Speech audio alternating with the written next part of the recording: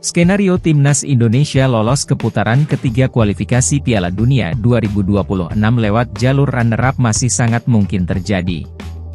Meski belum berhasil meraih kemenangan di dua pertandingan awal, peluang lolos Timnas Indonesia ke babak selanjutnya masih terbuka lebar.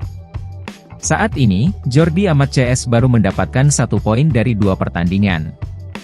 Meski saat ini mendekam di posisi juru kunci, peluang Timnas Indonesia untuk lolos ke putaran ketiga kualifikasi Piala Dunia 2026 masih terbuka lebar.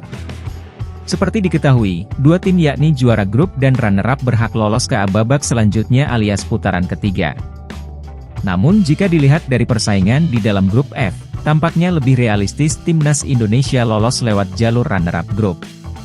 Saat ini, Timnas Indonesia masih memiliki 4 pertandingan sisa di babak penyisihan grup F. Bahkan 3 diantaranya bakal dilakoni di markas sendiri, alias pertandingan kandang. Jadi, Timnas Indonesia wajib memaksimalkan 4 laga tersisa, terutama saat bermain di kandang. Asumsinya, Timnas Indonesia berhasil meraih kemenangan dari Vietnam di 2 laga tersebut, maka kans Garuda untuk lolos akan semakin terbuka lebar. Dengan kemenangan tersebut, Timnas Indonesia bakal menggeser Vietnam dari urutan kedua karena mengoleksi 7 poin. Dengan kemenangan tersebut, Timnas Indonesia bakal menggeser Vietnam dari urutan kedua karena mengoleksi 7 poin. Hasil laga Filipina versus Timnas Indonesia round 2 kualifikasi Piala Dunia 2026 berakhir dengan skor 1-1, Selasa, 21 November 2023, malam. Berlangsung di Rizal Memorial Stadium, Timnas Indonesia tertinggal lebih dulu dari Filipina berkat gol Patrick Reichelt, 23. Tim asuhan Shin Tae-yong baru bisa menyamakan kedudukan di babak kedua pada menit 70 melalui tendangan Sadil Ramdhani.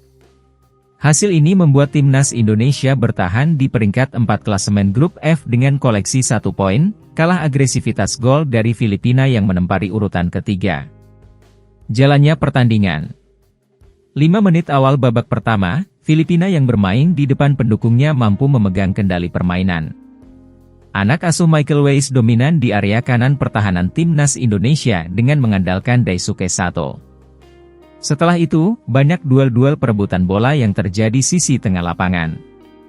Shin Tae-yong menerapkan garis pertahanan tinggi dengan menurunkan 5 bek yang bisa bertransformasi menjadi 3. 15 menit awal, pemain Timnas Indonesia kerap melakukan kesalahan individu, baik di lini pertahanan maupun depan. Komunikasi dan sentuhan bola yang kurang baik tampak dalam permainan skuad Garuda. Tak banyak upaya dari permainan anak asuh Shin Tae-yong, berulang kali percobaan dilepaskan ke gawang Hernando. Sementara Jordi Amat dan kolega dengan sangat mudah kehilangan bola ditambah lemahnya support dari lini tengah. Keraguan dengan permainan Timnas Indonesia akhirnya pecah pada menit 23.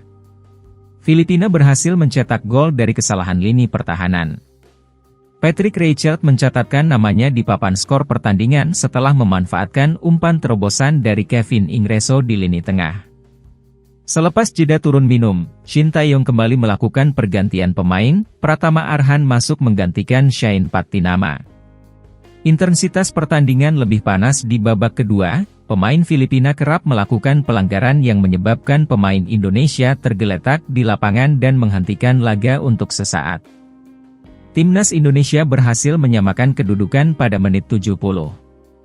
Berawal dari akselerasi Ricky Kambuaya di sisi sayap kiri, pemain Dewa United itu melewati adangan pemain Filipina dan bergerak ke sisi tengah kotak penalti.